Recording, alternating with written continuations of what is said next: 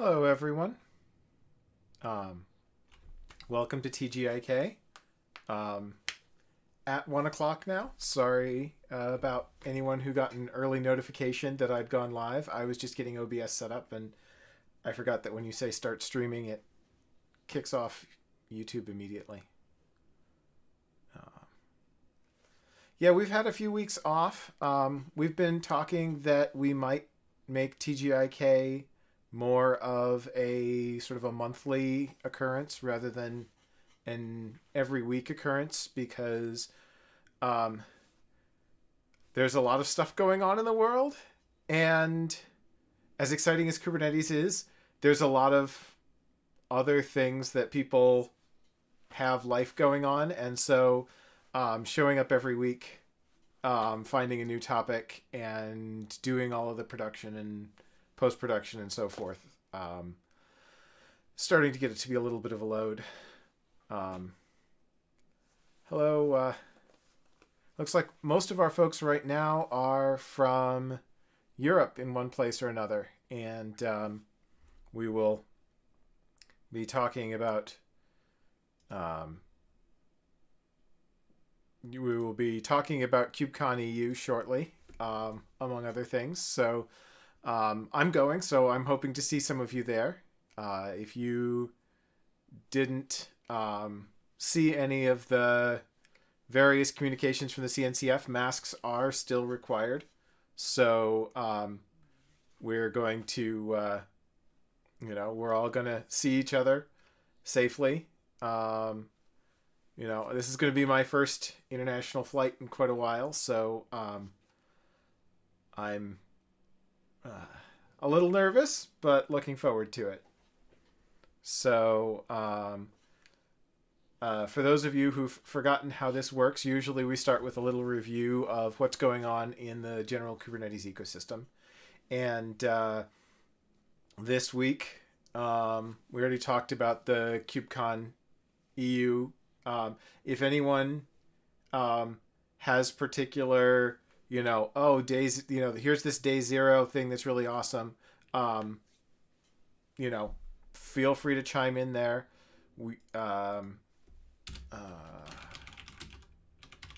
Virtual tickets are also still available. I forgot to check if non-virtual tickets, if physical tickets are still available or if that's sold out.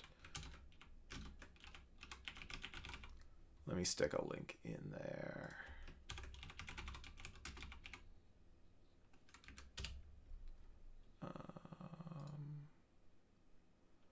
Let's see. It looks like, yes, in-person registration is still available. So let me stick that link in case you... Oops.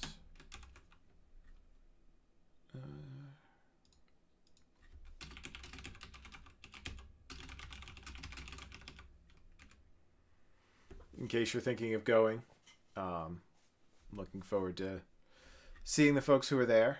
And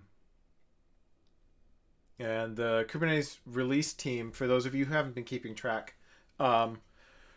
releasing Kubernetes and getting a Kubernetes release out on time with the thousands of contributors and probably about a dozen or so SIGs, each of whom have features and caps and so forth going in, is a pretty complicated process. But if you're on one of those SIGs, you're not doing it alone. There's a team that shepherds the release from the beginning to the end, and so they're keeping track of the timelines and the keps and what features are going to go in and which features aren't.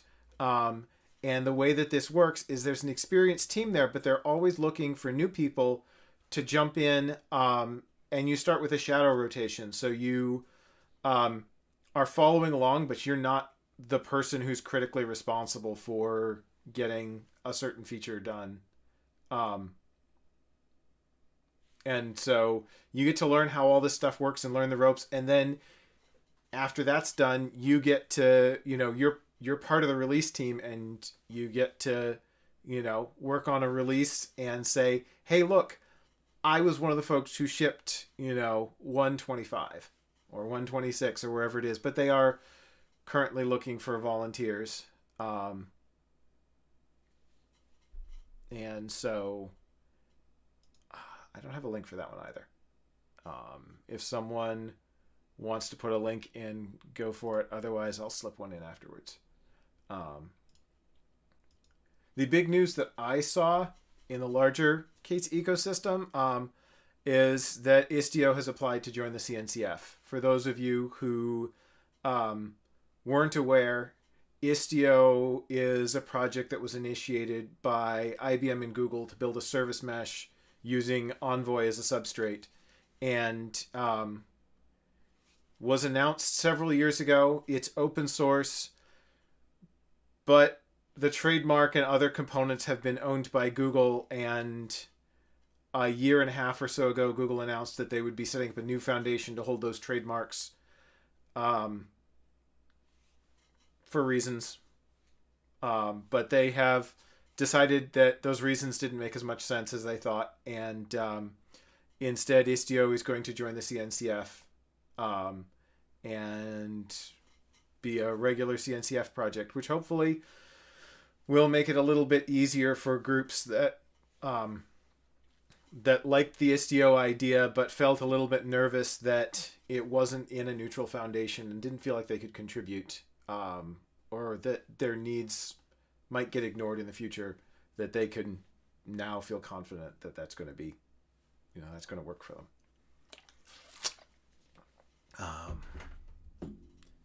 And I'm sure that we'll be seeing a whole bunch more announcements in the coming weeks as KubeCon comes up. I'm guessing that there's a lot of a lot of folks working hard to get stuff ready.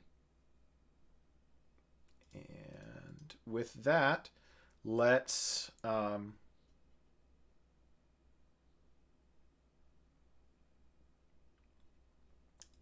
dive in to KubeCost and the general problem that these different tools that I promised we were going to talk about are here to solve. So, and if you were following my Twitter earlier, we're going to be doing this on a cluster that's been running for a while because I forgot I had it running. And so it's been sitting around, paid for my employer, and had a demo or two running in it, but the demo wasn't needed anymore. And so it was just sitting there eating money. And now we're going to look at what's on there. We're going to load some extra stuff in, and then based on that, we'll see a little bit about how these costing and budgeting and quota tools work. I've used Kubernetes quotas before. A couple of years ago, I set up a lab environment for a KubeCon event. So we had we had about 200 or 300 cores by the end. We under-provisioned at the start, which was a problem. But we had about 100 people learning to use Knative and building stuff with Tecton and so forth on a cluster. And we gave everyone a quota of 3 or 4 CPUs, but when they weren't using it, Knative would spin things down. So we slightly oversubscribed the cluster. And, we used quotas and LimitRanger to say, okay, people can't use more than this. So that might be actually a good place for us to start is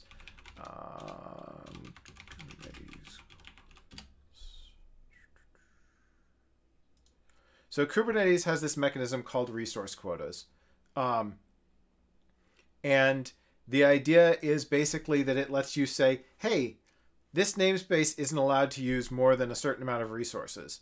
And this acts as an admission controller. So because it's an admission controller, it only happens when you go to create a resource. So when you go to create a pod, it will keep track of how many resources this namespace is already using, add that pod on and see if it's above the limit. And you can see that it's enabled by default on most clusters, and there's a flag that indicates, what it is. And then here's the different basic resources that you can set quotas for. So CPU and memory for both requests and limits. So you can say all the pods can't have limits of, if you add all their limits together, you get 12 CPUs, but you can't have limits higher than that, which will mean that namespace can't ever use more than 12 CPUs, even if there's empty resources available in the cluster. Because that's how limits work. They're that hard upper limit. There's also requests, which is used for scheduling. So you can say, hey, you can't request more than 8 CPU, but if we don't have a limit enforced, you can burst above that. And if everyone's in the cluster and trying to burst above that, they'll probably end up getting proportionally about what they expect. But you can run into some surprises then where, oh, no one was in the cluster. I thought I was fine, but I was way above my requests. And someone else showed up. And now all of a sudden, I was using more than I needed, but I didn't know it. And so now when my available CPU drops, then my requests, I'll still be getting what I requested, but I actually requested less than I needed. It looks like huge pages are another thing. I know some apps are, benefit a lot from huge pages. For those of you who don't know what those are, on Linux and x86, your normal page size is about 4K. And you say 4 kilobytes, but my machine has 64 gigabytes of RAM. And yes, and the way that Intel handles this and AMD handles this and lots of other systems handle it, is that you have a table that says, okay, here are 2 gigabyte chunks of memory. And then inside those 2 gigabyte chunks of memory, we're going to break them down into 8 megabyte smaller chunks, and then those down into 4K chunks. Huge pages let you use those 2 gigabyte chunks contiguously, and so you don't have to go through 2 extra translation layers, which can really speed up some applications. I think JVM likes that quite a lot. So you may end up needing to tweak that if you're focusing on performance. I've never needed to tweak it in my own Kubernetes usage, but it's there if you need it. But you can also set quotas on extended resources, like, hey, this namespace can't request more than 4 GPUs. Now, the funny thing about GPU resources is if you have mixed types of GPUs, it doesn't care. It just says, hey, it's a GPU. I don't care if it's an itty-bitty GPU or a great big GPU. You're only allowed 4. So you have to use node affinities or the like to manage the rest. This is... I had not realized it here as well. You can also set limits on storage. So, and you can do it by storage class. So you can say, hey, we have some highly replicated or maybe some SSD storage, and you're only allowed, 50 gigs of that or something, like 50 gigs of SSD, but you're allowed 500 gigs or a terabyte of spindle because that storage is cheap. You may be IO limited. I actually don't know how that IO sharing would work, but you might be IO limited, but you're allowed huge amounts of that.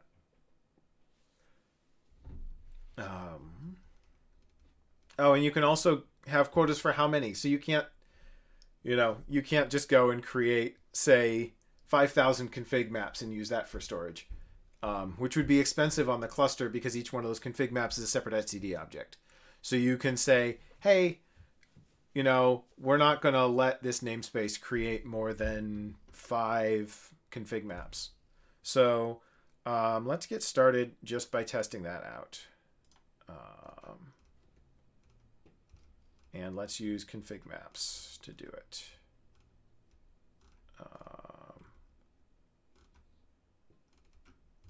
Oh gosh, this is not what I'm looking for. I'm looking for an easy example of viewing and setting quotas. So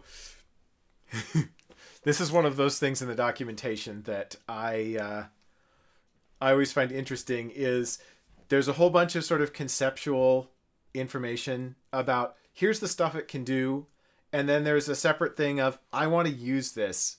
Let me get started using it real quick. And sometimes those are far apart. In this case, there happened to be a link that was in the second section.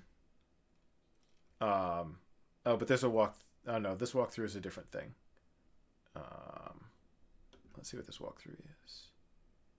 Configure CPU and memory quotas for a namespace. Okay, so let's see. Whoops, I'm going to do this. I'm going to pop over here into this.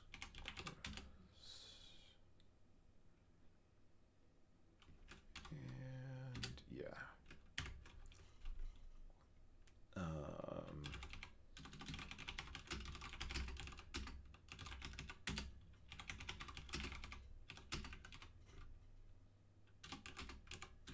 So we're going to apply this resource quota to the small namespace. So this is actually an interesting case where you want to be a little careful with your RBAC, because the resource quota is a resource that's inside the namespace. And if you give someone like edit on all resources of the namespace, for example, they may have permission to update their own resource quotas, which is probably not what you want. Get postal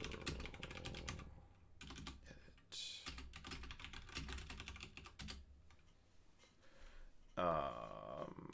Let's see.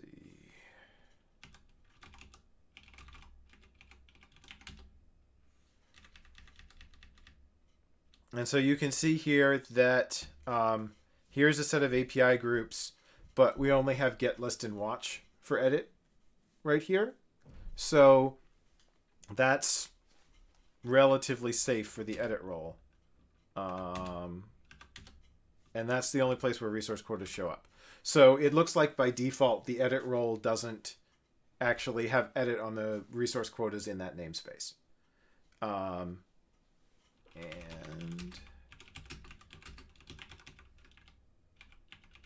let's see. Create a resource quota. Create a pod.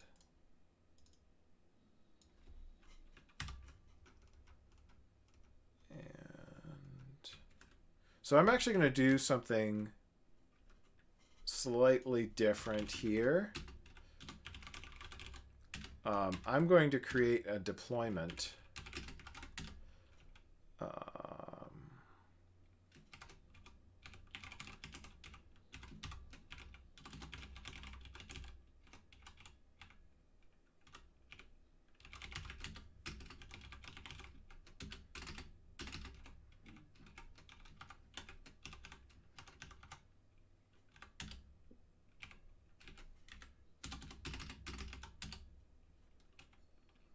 And let's see, what else?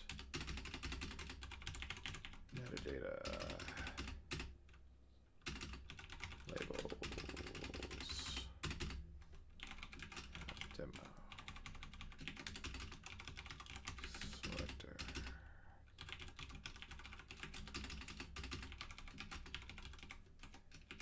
Let's see if I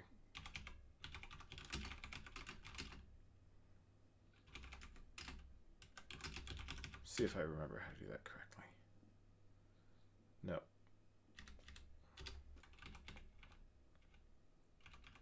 Oh.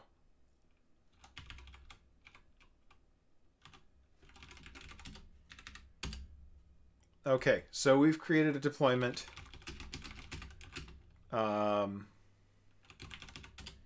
And we can see that we've got one container. Now let's try kube control scale.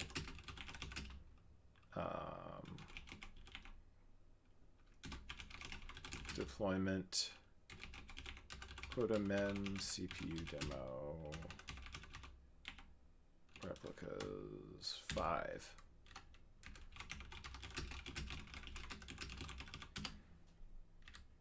And so we can see that we've asked for 5.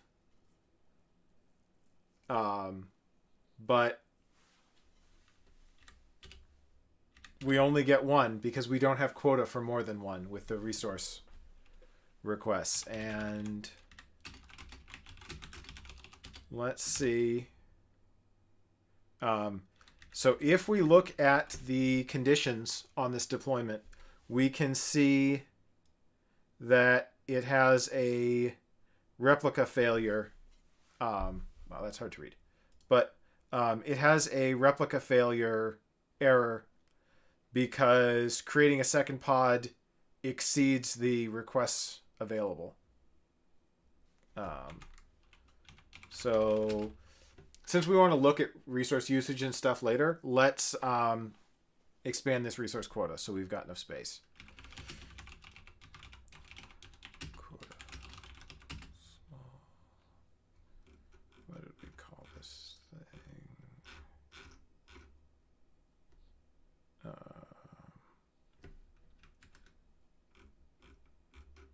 Let's see. Mem CPU demo.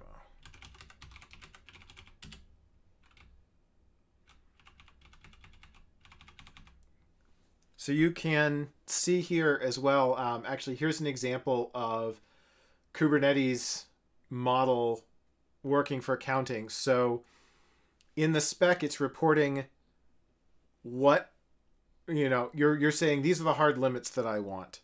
I think that there may also be soft limits where you can warn people if they're above a certain threshold.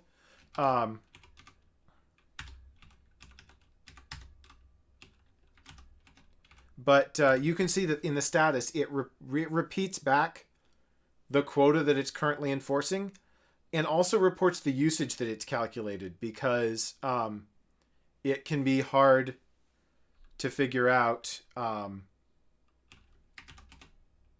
Oh, it doesn't make any sense to make requests higher than limits.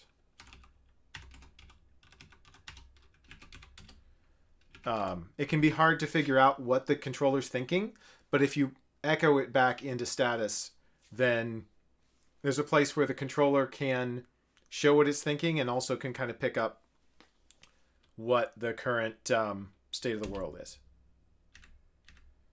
And so now if we get the pods, there's just one. We may need to poke the deployment because it's given up. It said, oh, I can't create pods. And it may come back after a while, but a quick thing you can do to get it to realize that faster is to patch. Good question.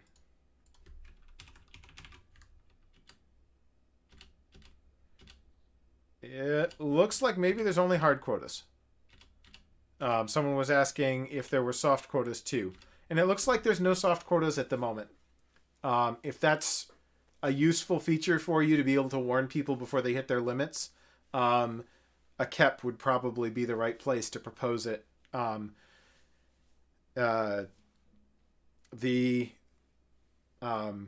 The validating admission webhooks, which is probably what this is using. Certainly if I was building this outside of core Kubernetes, I would use a validating admission webhook.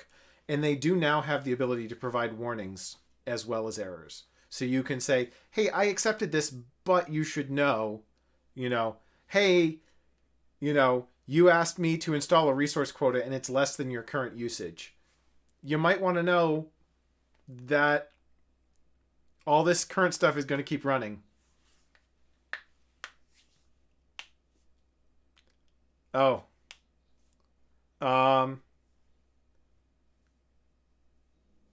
You proposed. It looks like maybe Demis proposed the soft quota and then something changed. Let's see. So that's still at a small. So we're gonna kube control patch deployment demo type merge patch. So what you can do is you can just add a metadata field like an annotation. I usually call mine bump. And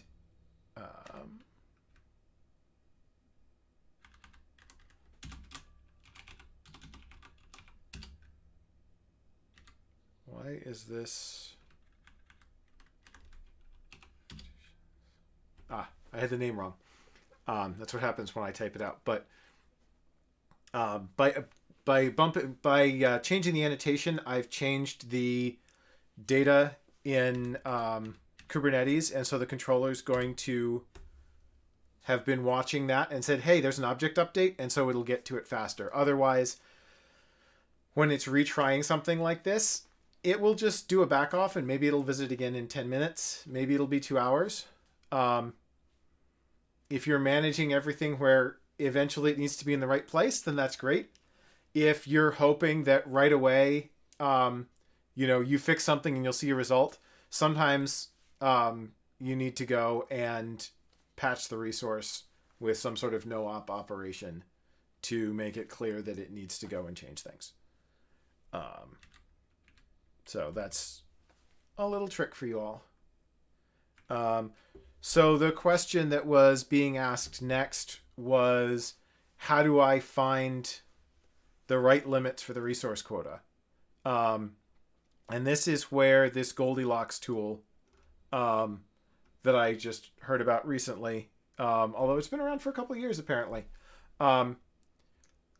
works. This is using the Kubernetes vertical pod autoscaler in suggestion mode. So for those of you who aren't familiar, Kubernetes ships with something called a horizontal pod autoscaler. And the way to think about that is basically assume your Kubernetes applications scale. Every time you add a new pod, you get one more unit, and they're all basically equally powerful. So you look at how much resources you're using, and you basically grab it and you just stretch, and you get 8 pods or 12 pods or something like that. And then you're using less, and you just kind of squish it back down. But some applications don't scale well that way. They don't, adding another container adds some, contention overhead, or maybe there's even a unique resource that you need. So the vertical pod autoscaler is a different tool that basically looks at how much resources is this pod using, and suggests, hey, here's a better pod size for you. So you get as small a gap as possible between your requests and potentially your limits and what you actually use. And this will track over time and sort of try to figure out, okay, what do your peaks look like, and make sure you're within that peak. And so then Goldilocks is a tool which creates a vertical pod autoscaler for every single deployment that you've got, and sets it in recommendation mode, so it doesn't actually change your pods at all, but it tells you, hey, the size of this is between X and Y, and then you can manually go in and update it. Part of the reason, and explains this here, is that the horizontal pod autoscaler and the vertical pod autoscaler don't work well together. If you have one thing that's trying to figure out sort of how tall your rectangle needs to be in order to get all the work done it needs to get done, and you have a second thing that's kind of making your rectangle wider and narrower, you kind of end up doing some of this stuff, and your box gets to be funny sizes rather than sort of smoothly growing and shrinking, because neither one knows the other is doing something and they don't coordinate. But this is saying, okay, we're going to use horizontal pod autoscaler for sort of immediate reactive stuff, and we're going to use vertical pod autoscaler every once in a while to set new values for how high that rectangle is, and then day to day we just stretch that rectangle. So let's see about getting that installed.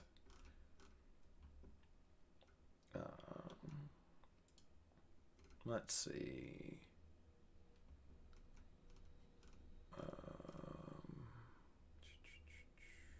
Installation. Here we go. We need to have vertical pod autoscaler installed.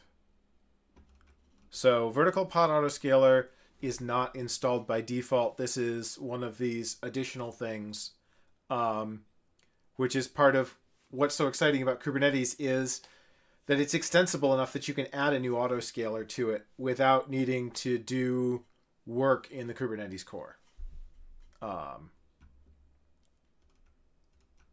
And install command.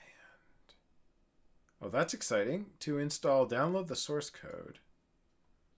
So it looks like this is something where the packaging is maybe not quite what you would be used to. So let's see. Clone. What is this? Kubernetes autoscaler.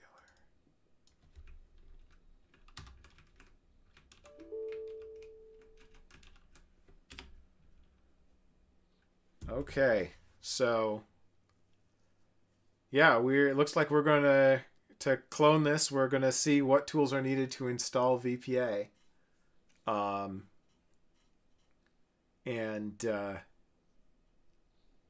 then, 130 megabytes of source code later, we can go into autoscaler. And let's see, vertical pod autoscaler.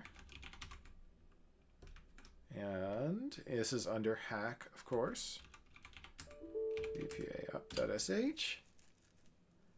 And then let's see what else. Okay.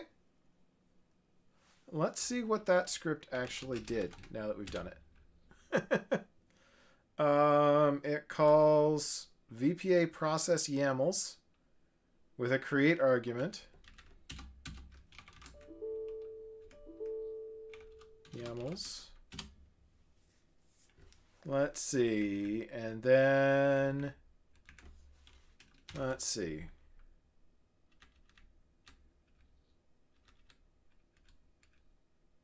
So print help if it doesn't have just one argument. If it's delete diff or print, we add another component to this list of components. And then we run some more scripts to generate some certificates. And really? So it appears that this script is VPA process YAMLs.sh as a plural. And then there's a script without the S that we call for each component to actually install it by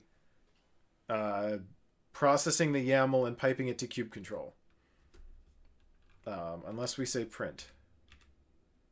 So it looks like we should be able to do this and see all the... Yes, so this is all the different stuff that's getting installed. Let's see, 1,300 lines of YAML. We're not going to read it all. But if we go back and look at this, it looks like there's a deploy directory with some YAMLs in it, and then they do some post-processing. So Let's see. Oh, they've got a customization. Interesting. VPA. I'm curious. Here's the recommender deployment. And that looks like a deployment. I wonder what the process YAML does then. Oh, it allows you to switch what registry and tag you're using, it looks like. And then it will sub that stuff in. So this is a place where they've decided the easiest way to do it is with a sed rather than using Customize or Helm or something like that. Okay, so now we've got this on the cluster. And great. Now we're going to go back over to what we really were trying to do to install Goldilocks. Okay, we've got some workloads with pods. Do we have metrics server? Good question. Get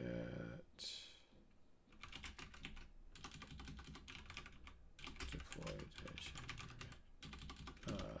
cube system. We do have metric server. So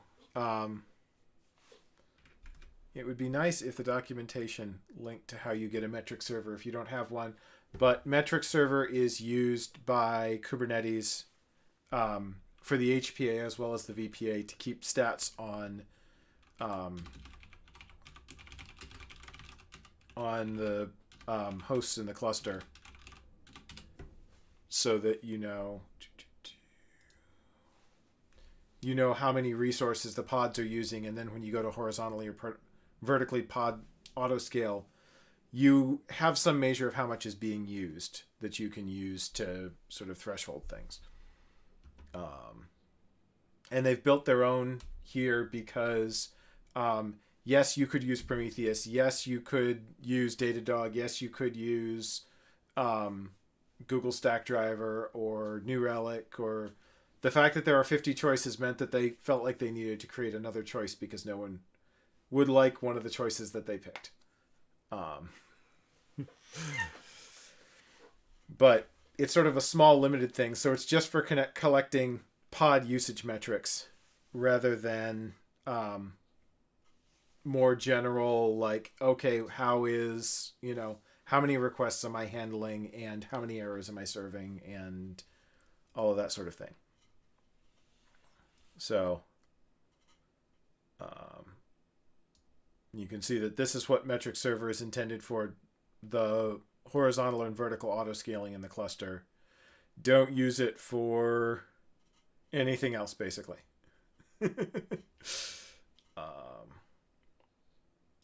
So, oh, and they've provided a Helm chart. Silly me. Okay.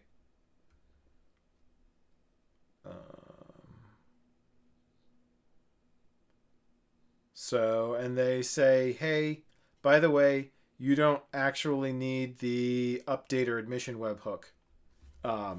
You only need the recommender piece.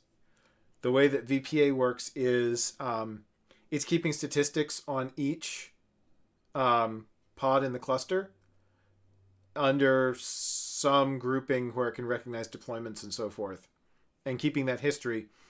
And whenever a new pod goes to be created, it will go in and intercept that pod creation request and rewrite the requests and the limits based on what the recommender says should be done. So the updater depends on the recommender, but this is just going to use the recommender without the updater. And it suggests that Prometheus may give you things that are more accurate. Installation. Let's see. Okay, we've added that. Helm v3.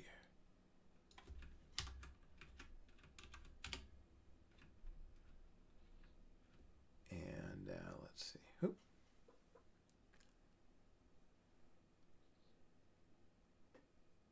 Determining resource quota limits. I'm not sure I quite understand what Choco's asking about here. VPN Goldilocks help you determine the right resources for your workload.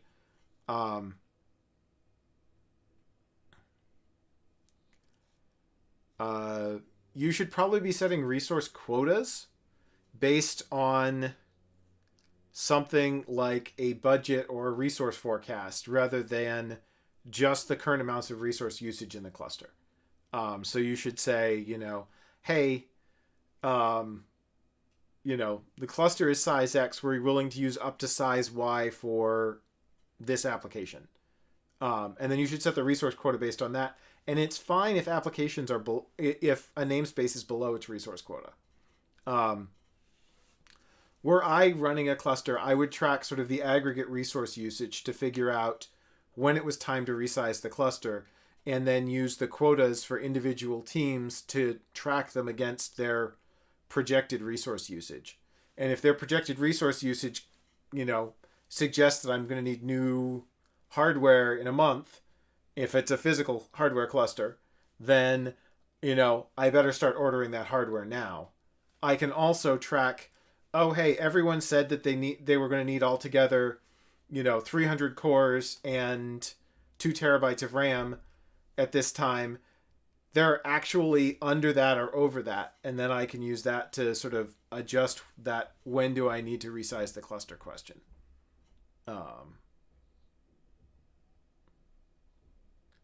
Apparently, I need to create the namespace first.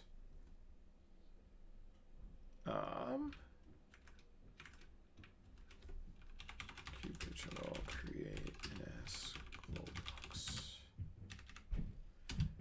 And now, if I were really being careful here, I would have put a resource quota on it, so I knew how much space Goldilocks was going to take in my cluster. Get the pod name.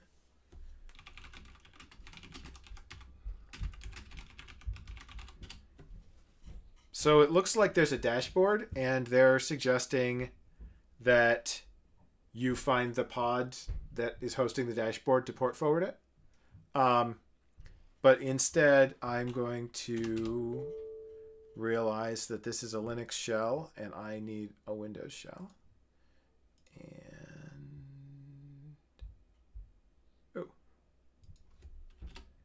apparently my PowerShell is broken. I bet that broke in the Windows 10 upgrade, or the Windows 11 upgrade. And let's see, appearance, font size.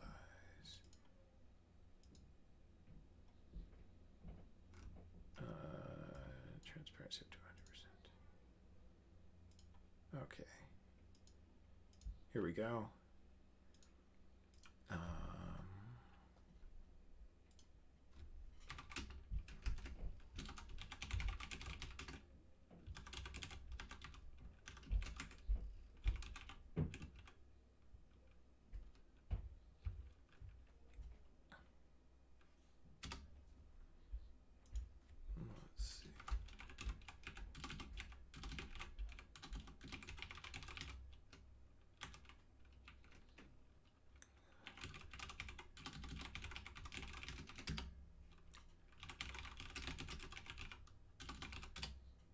Let's see, make sure I did that correctly. So we should be able to do this KubeControl port forward. Yeah. Let's see. Name is Goldilocks dashboard. And we want 8080 to port 80.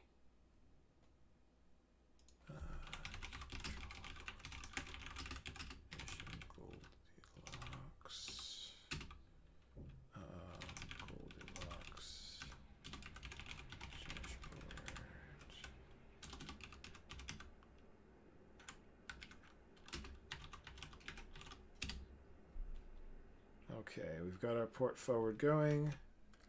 So now let's see. Localhost 8080. Okay. Oh, So now we've got it installed. We can see the dashboard.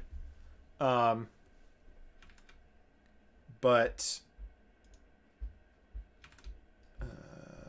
see. Here we go. So now we need to pick an application namespace and label it in order to see recommendations. So let's see.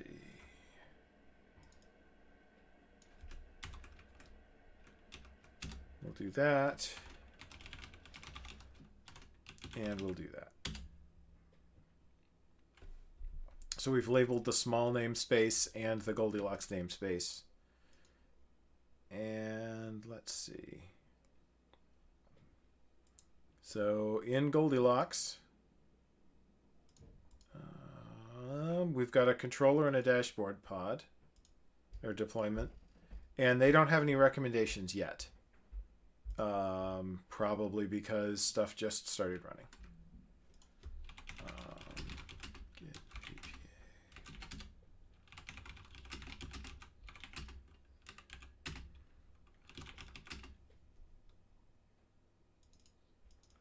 Let's take a look at this and see.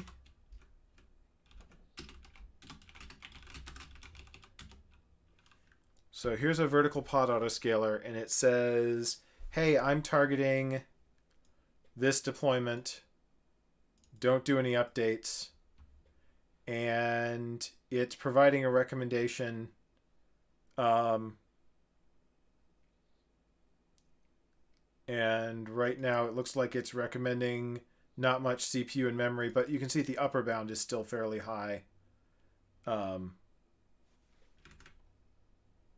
And if we go back and we look in the small namespace, we'll see, hey, right now you're using 400 milli CPUs of quota. We think you could go down to using 25. Same thing, CPU and memory, you could go down from 600 megs to 280. I'm not sure what... Oh, let's see, burstable QoS.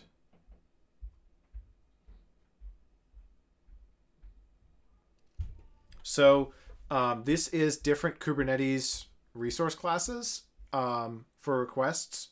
So you can designate different pods to have different CPU guarantees.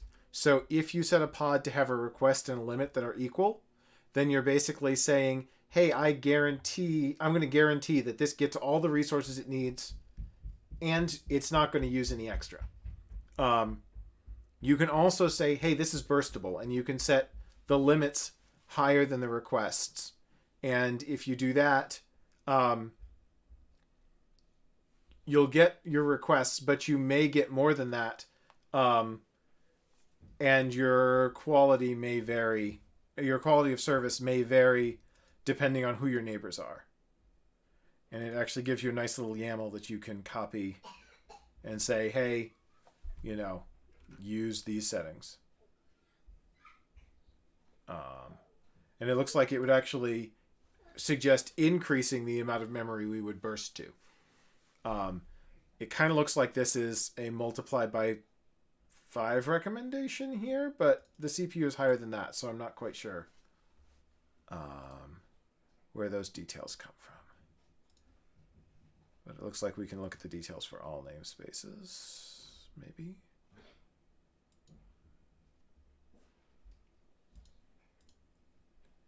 And let's see. I'm not sure whether this web interface is slow because the Goldilocks system is under provisioned or there's something else in the network that's not working well.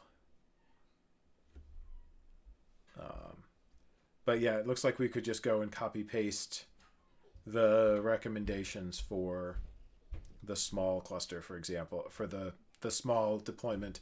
And in this case, since we're running 5 replicas, we'd save 1.5 CPUs and let's see, like 3 gigs of RAM off the cluster. So This might be something that you want to enable and teach the people using your clusters about if you're a cluster administrator, and then you'll know that they will be, that they'll be using their resources more responsibly. If they're using their resources more responsibly, that'll help them fit within those quotas that you've already set for them. And that can be one of those interplays where you say, hey, we're giving you X resources, use them wisely, and here's some tools to help you use them more wisely. And then they're less likely to come back and complain, hey, you didn't give me enough stuff. And if they do, then they can point and say, look, I'm really using everything you gave me. Because if people can't see what they're using and they don't really know, don't really know how to set these values, and they can't really see the effects of them, then they'll just say, give me more. It feels free and easy to me. And then there will come a day when there's a crunch in the cluster and everyone's using all the resources. And then people will be sad if it's too oversubscribed.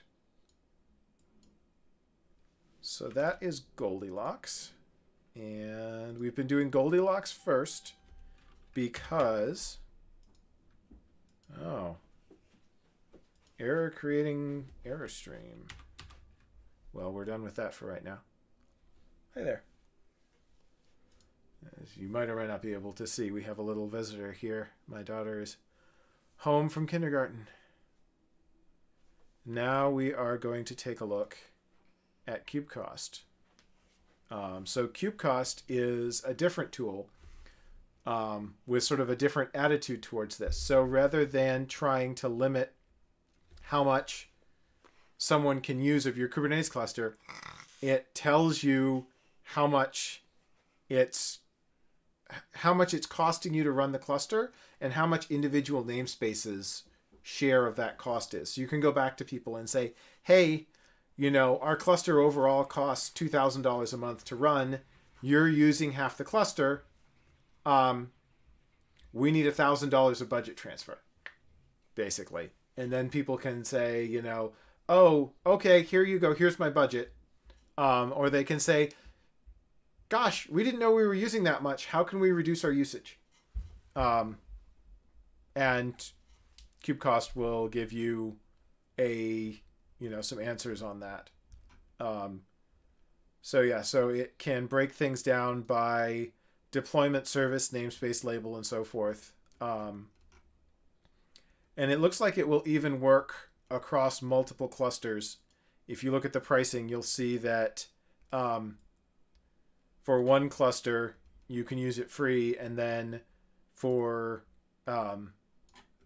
larger businesses, there's pricing that scales up based on how many nodes you have, but you can have as many clusters as you want then. And it looks like they will also let you build more reports and get better auth and so forth. Is it open source?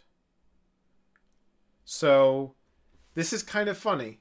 So this is one of those places where open source and running a business have a little tension. So it looks like the core model is open source, but if you install KubeCost and run it, it will by default call back to the commercial version and or to the commercial product and leverage that commercial product for part of the value that they're giving you. I don't know how easy it is to unhook the open source part from the commercial part. So sometimes you'll see, hey, we have this piece that's open source that runs on your cluster, but we also have this commercial part, and no one else has an equivalent commercial part. Or an equivalent part, open source or otherwise. So yes, this piece is open source, but using this open source kind of locks you to our other commercial piece. In other cases, it's not that sort of cut and dried. And yeah, there's an open source one. It just means that you'll be taking on a lot of the work that KubeCost would be doing for you. And, going back to that pricing, is it worth, $800 a month to you to run your own measurement for those 200 nodes, or would you rather pay someone who's an expert $800 and have someone to yell at if it stops working, rather than just being upset? And so, let's see. Here is how. So, when you go to install it, they solicit your email. I've already put mine in. And you can see that they give you a token in the install instructions. So, I'm assuming that if you put in your own email address, you'd get a different token. And then there is this port forward, which we will try to look at the dashboard with. Let's see. And again, they're pointing at a deployment rather than a service.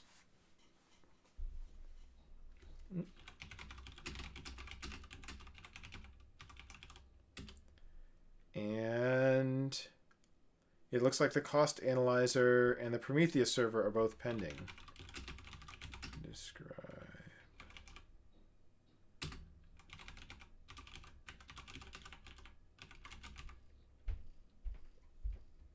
And I don't know why I started typing that, because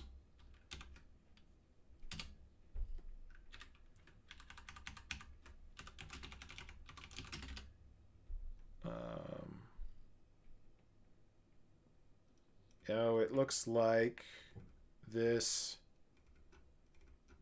needs a persistent volume claim. Oh my goodness.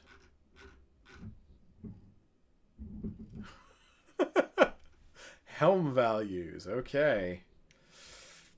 I'm not quite sure what that is, but it looks like we need something with persistent volume support. And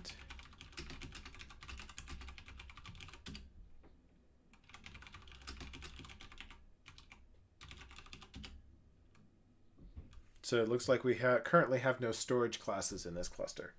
So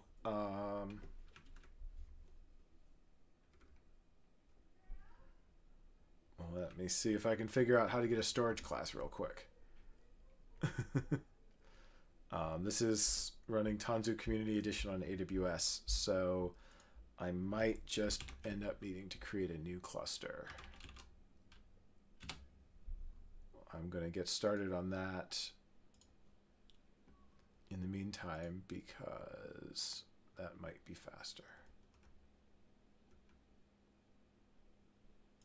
This is one of those places where it's frustrating that Kubernetes has all these plugins, but there's no like basic default for some things like storage classes.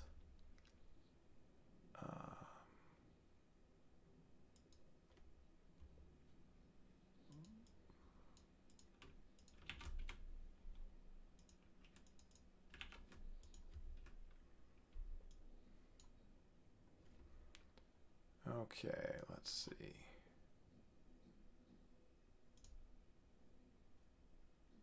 Hey, Amit.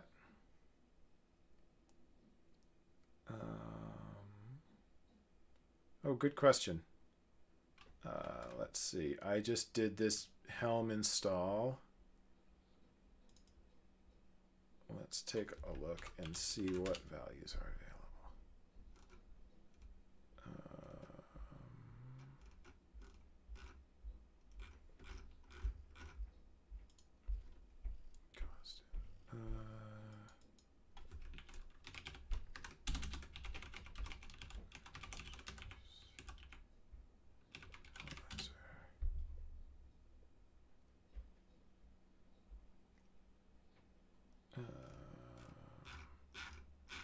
We got a bunch of Targy zips.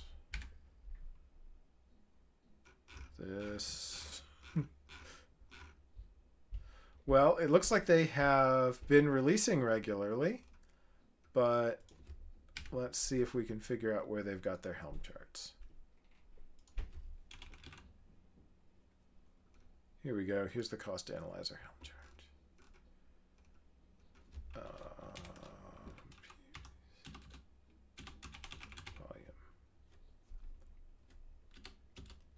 So it looks like I can... Okay. Persistent volume enabled, false. Let's see.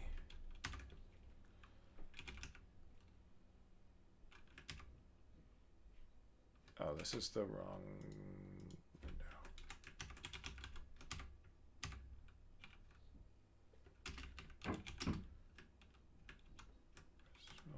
False. Oh, whoops.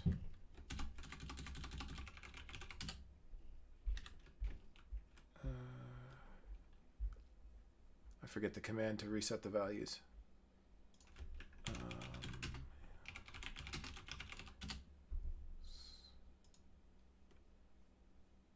Upgrade.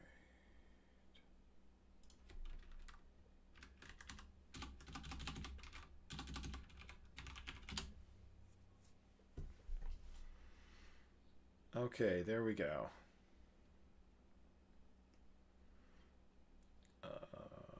Let's see.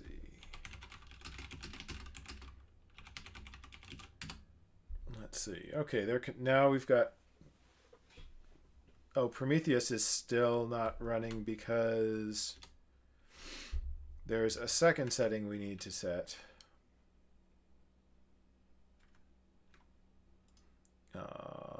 Which is Prometheus server persistent volume. I think the other thing that's happening, Amit, is that my screen resolution is higher than YouTube's, so maybe next time I will crank my screen resolution down.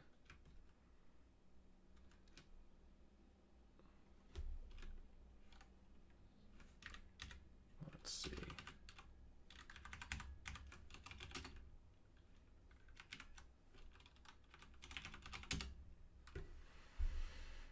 Let's try that one more time.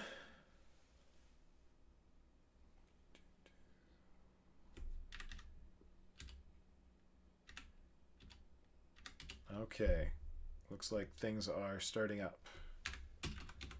We will watch that.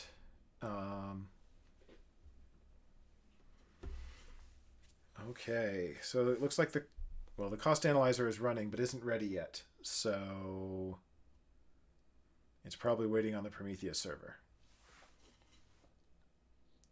And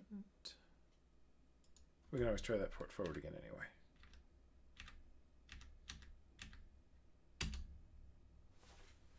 Looks like it's willing to give it a try. It looks like it's running on port 9090.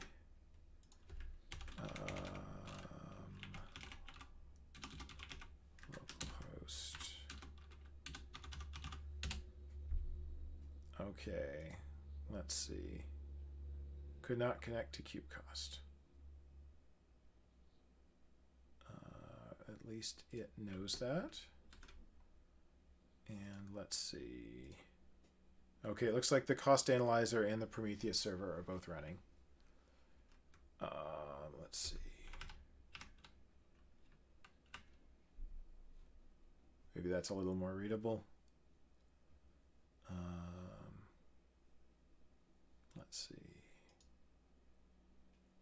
Cumulative cost for last 7 days by namespace.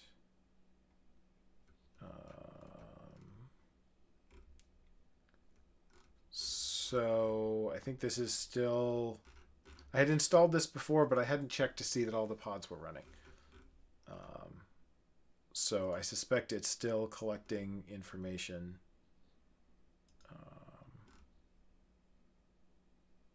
Oh, that's disk usage.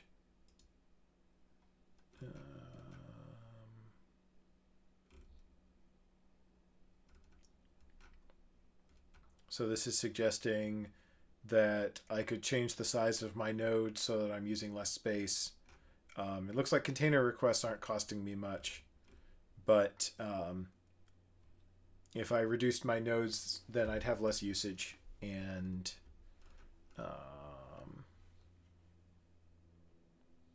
let's see, it looks like it will eventually be able to suggest things like reserved instances and resources that are not in use. But That's not quite there yet. Let's see. And then it looks like this will also give you some cluster health information, which is kind of interesting. And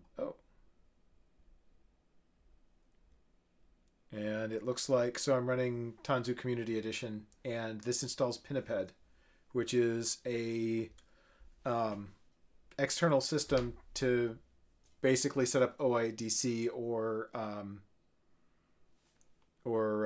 Active Directory type authentication within the cluster. And it looks like the concierge piece that does the OpenID authentication or authorization has been throttled. So that suggests that maybe I should be running Goldilocks there and finding higher resources. Saved reports. So it looks like I can send emails or send Slack messages when there are KubeCost problems, which is a nice feature. Let's see, create alert, budget, filter,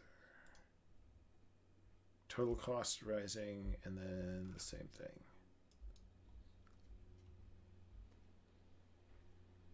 Yeah, I found Pinniped very useful just as a Kubernetes developer because I appreciate being able to test with restricted RBAC.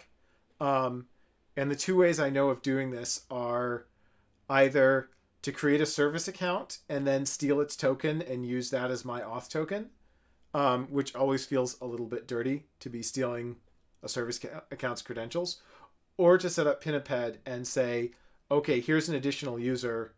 I use Auth0, which has a nice free tier.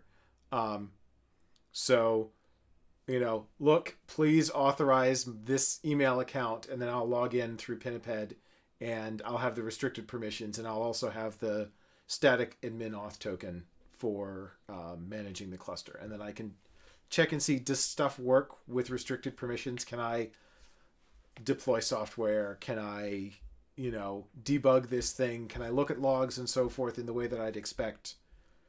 Does port forward work if I need it? Would I be able to look at this dashboard with restricted permissions? And unfortunately, this is something where it really wants to show stuff over time.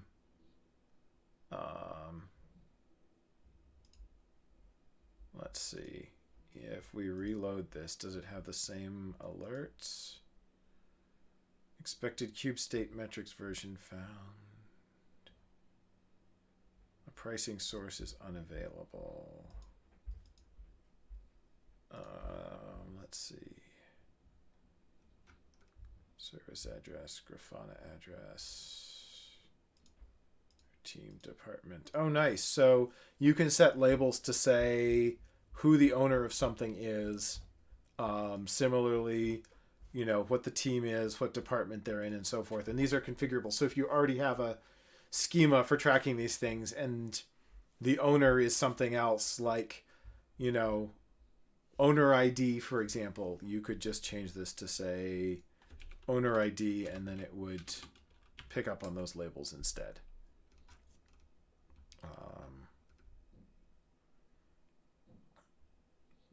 And it looks like you can also get billing data about S3 and other costs that might be associated with the cluster but not in the cluster. I don't have any of that set up. I don't have RDS instances in this account, for example. So I'm not going to use that. But it looks like for both AWS and GCP, you can get additional costs and allocate them to teams.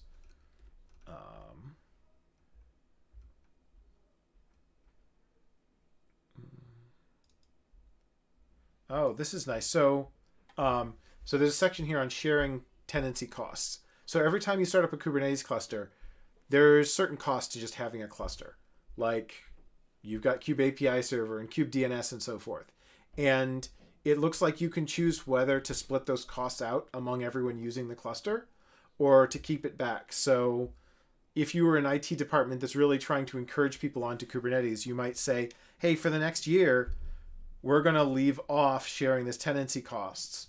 And so you won't see costs for what it costs us to run the Kubernetes cluster. We just want to get you onto Kubernetes. We'll ask you, pay for your machine usage, just like you had to pay for your machine usage before, but you won't have to pay any extra overhead. And then, maybe in a year or two, when 80% of your organization is on Kubernetes, you say, hey, everyone basically is on Kubernetes now. All our tooling is Kubernetes. You should be there. We need to cover the cost of running these Kubernetes clusters. You slide that the other way. Everyone's bills go up by a little bit, but it's not like the first person who shows up on a cluster all of a sudden gets an enormous, you're running this cluster bill. You can list which namespaces count as shared things. So, for example, if you are running Istio, you might say, the Istio namespace costs should be shared across the cluster. Everyone's using those Istio-D resources. Or, I don't know, maybe Goldilocks and KubeCost are part of the overhead of running the cluster, and you shouldn't have to, everyone should be paying a little bit for those.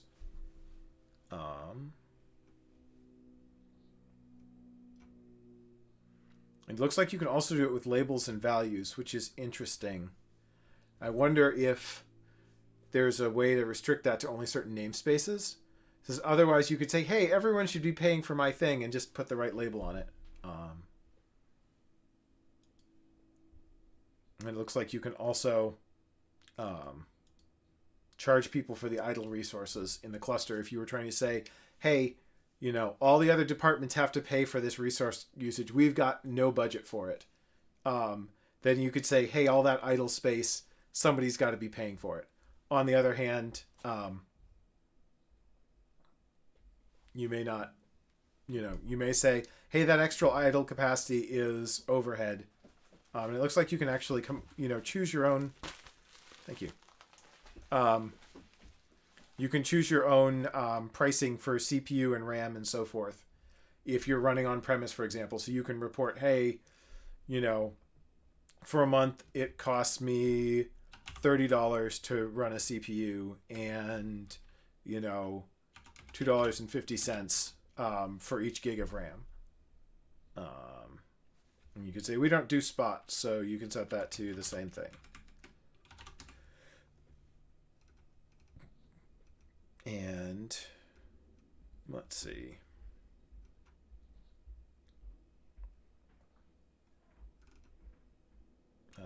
Cube state metrics version check. So it doesn't like the version of cube state metrics we have, but everything else is okay. And it says it's collecting data, check back in 5 minutes, which is interesting because I at least started on this 10 minutes ago. But hey, now we actually have some costs. So we can see that Cube System is costing us, idle is costing us the most, and then Cube System, and then small, and then some of this other stuff. And we can go and look in one of these namespaces like Cube System, and we can see how do I get idle to go away?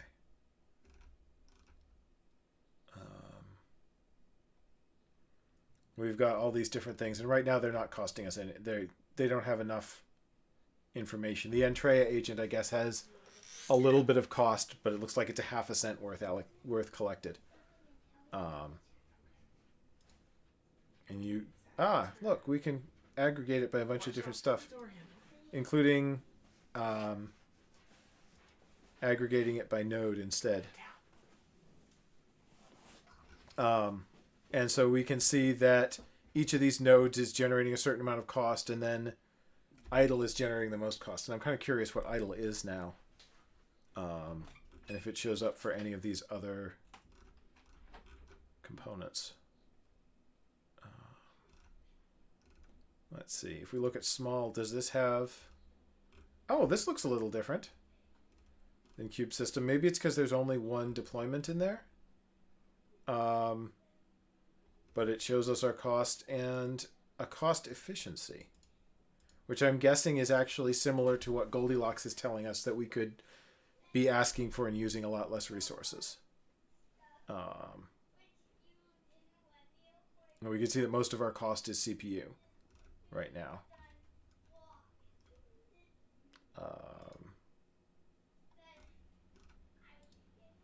Let's see. If we look at one of these other things like Pinniped, maybe it'll show... Okay, so this thinks that we are medium efficient on RAM and not very efficient on CPU for Pinniped. And if we go back to that Goldilocks command...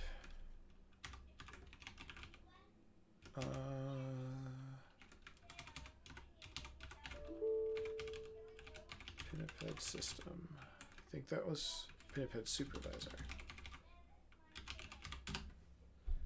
You'd think we'd have a common way of naming these things.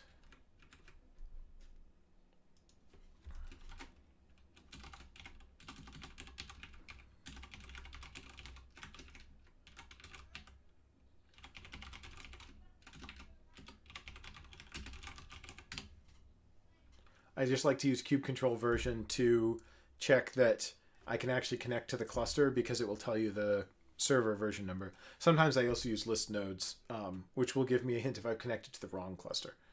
Let's see. Now we want port forward.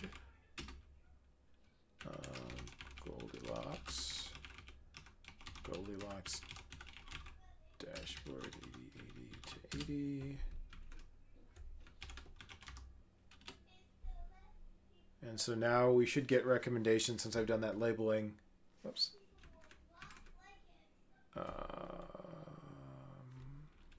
Oh, this was a service name. There we go.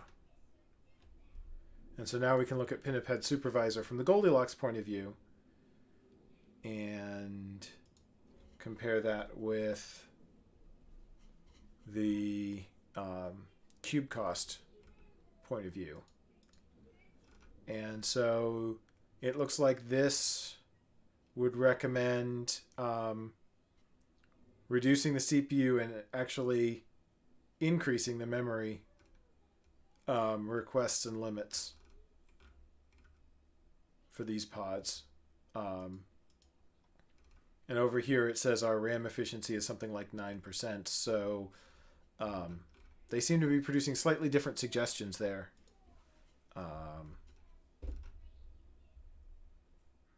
I wonder if we look at the VPA behind it. VPA supervisor, we can see what it's observing.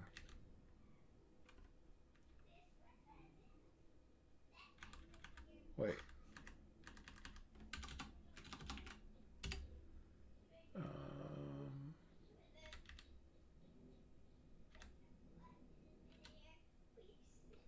So it's labeled, but it doesn't have any VPA. I wonder where it's getting these recommendations from. Oh, there we go.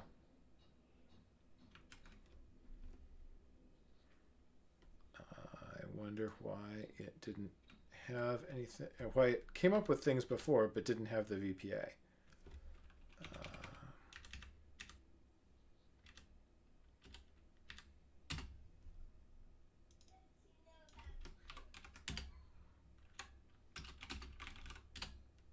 So let's see. So these are the same recommendations that we see in Goldilocks. So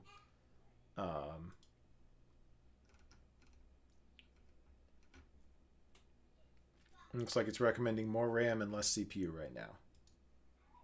And let's see if we refresh this. It seems to be happy as is. To think that we're using about 9% of our RAM efficiently and the rest not. If we go back here, it still says we're collecting data. Check back in 5 minutes. And these are just all the settings for the cluster again.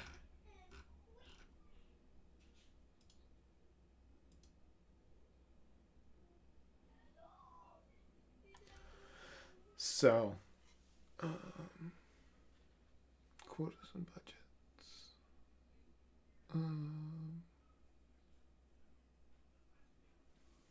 I'm not sure what Daniel's comment about quotas and budgets is.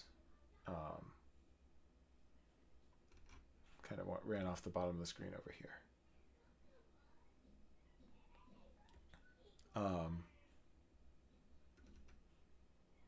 Let's see. I think that's about all we've got today. Unless anyone has further questions about this stuff, as far as I can tell, KubeCost is the main system that people use for figuring out how to do these chargebacks, or they've built something their own internally that they're not sharing. There are a couple other companies that have something private. It would be interesting to see what we could do actually in terms of running KubeCost on its own. Let's see. Somewhere over here we've got the KubeCost Helm chart. Let's see. Make this so that people can actually read it.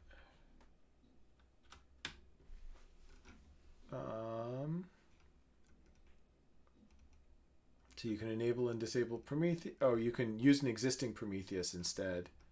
Or they will bundle in a Prometheus. So that's all Prometheus settings. There's the persistent volumes. Oh, you can get it to create an ingress for you. So you can expose it through an ingress, although there's no auth policy on the ingress. So that would mean that anyone in the world who finds your IP address can start looking at your cost information, and you probably don't want that. You can also configure some TLS. You can use network policy to gate things off further, but by default, it's a service within the cluster, so you need to use port forward to get to it.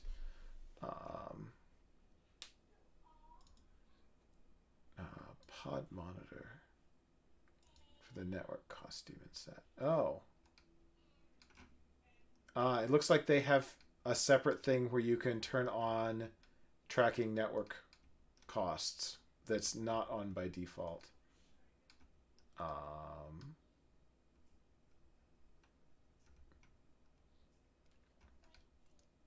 And let's see.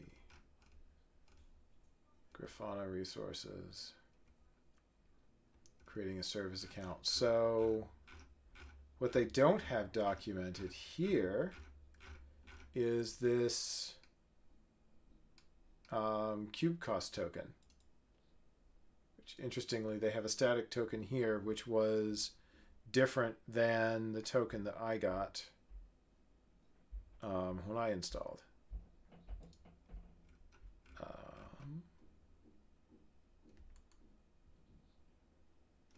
Let's see. So they have a cost analyzer.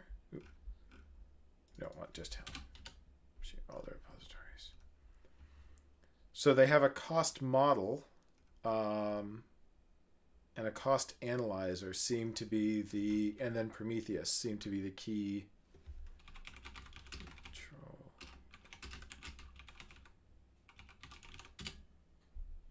So yeah, we have a cost analyzer. We have cube state metrics. The cost model doesn't seem to run as a separate process.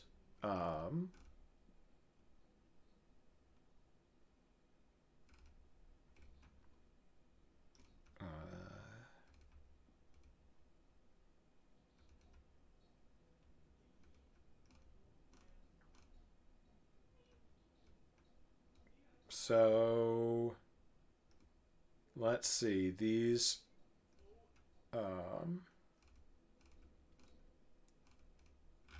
it's not quite clear how the cost model gets deployed. Um, it looks like it might just be source code in a library.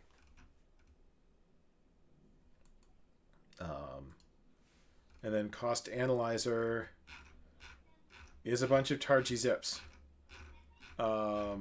which kind of feels like maybe it's built from somewhere else, but this doesn't quite feel like normal open source to me. um,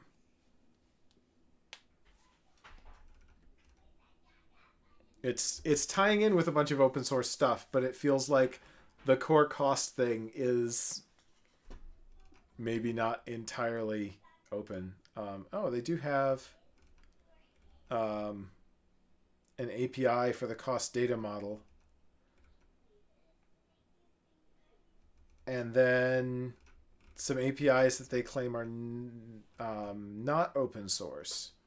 So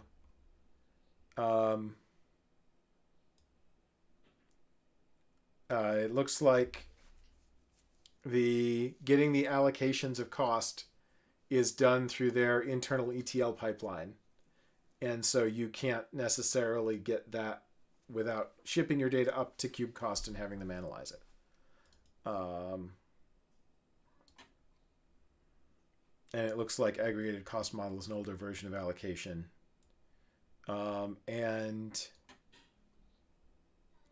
this assets API, again, looks like they are shipping all of your resources up to KubeCost and then letting you pull it back down. So it looks like maybe this cost model is the only piece actually that's open source. And then they combine that with some non-open source stuff. So you can go over a window and get some of this information, but most of the interesting stuff that gives you the allocation of how much resources were used at a particular time is actually part of a hosted service and isn't open source at all. Goldilocks is, as far as I can tell, fully open source, but it doesn't give you that aggregated view. It's great for an individual team to do the right thing on their own, but for like a business trying to figure out where their cloud costs are coming from, it looks like there isn't something that's open source right now. So I don't know exactly when I will next be doing TGIK, but if you're going to KubeCon EU, I will see you there. And yeah, it was fun to shake off the rust and get back into exploring this stuff. And now I know a little bit more of what I mean when I say, oh yeah, you could use KubeCost.